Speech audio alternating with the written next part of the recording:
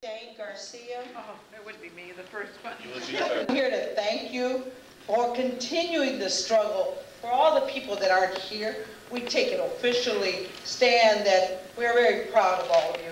We know it's been a tough situation, but I think that you've never forgotten that we exist in Southwest Detroit, that the city of Detroit is still here, that the children continue to be needed to be educated. And I think that it's very important, I as a taxpayer and a voter in this city, do tell you that I take extreme pride and honor to be here and tell you how much we appreciate your continuing to fight for the citizens and most of all for the children of this great city, because it still is a great city.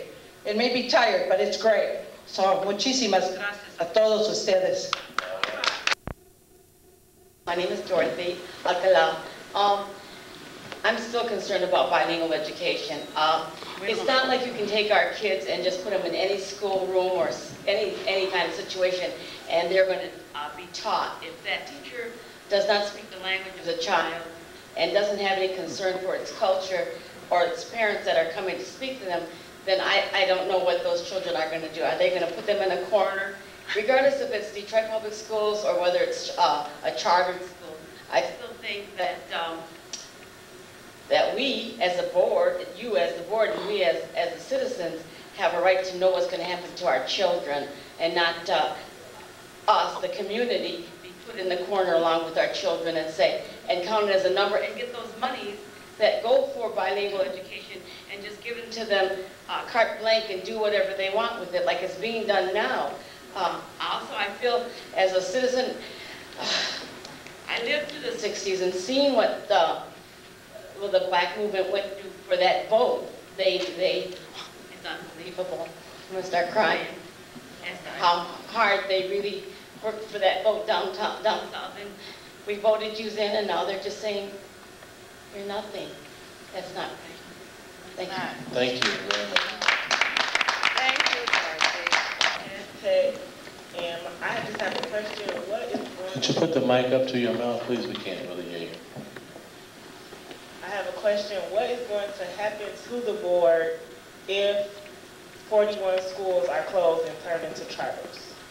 Well, let me say that under the current state of the law, there's no indication that we have, nor believe there's any indication that the elected board will be eliminated. There was a subtle change in the provisions in state law governing removal of elected boards. It cannot be done by fiat by the emergency manager, but it will require some act on the part of the governor. And I don't think, quite frankly, this board has given the governor any reason to eliminate us. We've been more than supportive of promoting high-quality education here in the city of Detroit. Well, my question is, what do you have in those 41 schools? The 41 schools that are proposed, I guess the list will be released probably sometime Wednesday. There's still a role for the board to play, because even if you close off 41 schools, we still have something on the order of around 90 to 100 schools available within the city of Detroit. The board will still have a role to play with respect to that whole process. Thank you. Russ Ballant, followed by John.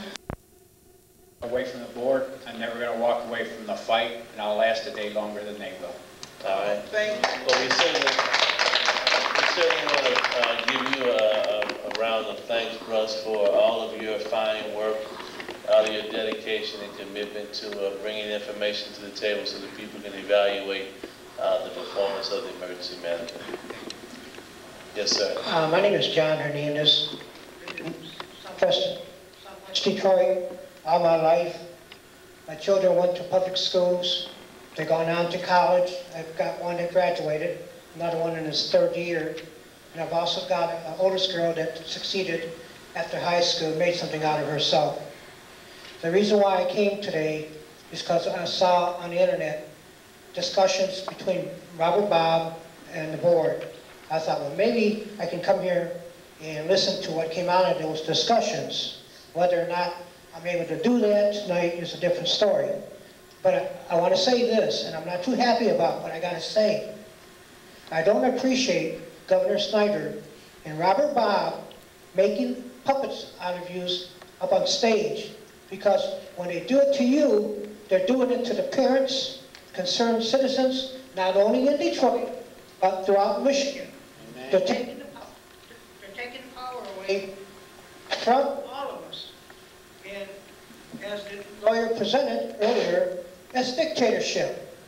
There needs to be changes made at the legislature in Lansing to add amendments to that to protect yourselves to have a voice, and also us as parents and others that may be concerned throughout the state of Michigan to have voices for their children that are going to school. To me, it's meaningless for you to be there tonight when Robert Bob has the last word whatever decisions you make. That is not right.